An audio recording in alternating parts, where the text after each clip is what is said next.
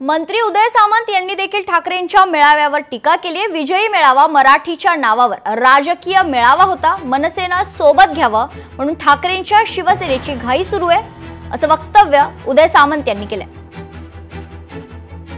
हा जो मेळावा आहे हा मराठी माणसाला जो न्याय मिळाला त्याच्यासाठी काहीतरी मेळावा आहे असं मी ऐकलं होतं, परंतु या वक्तव्यातनं त्यांनी सिद्ध करून दिले की हा राजकीय मेळावा होता।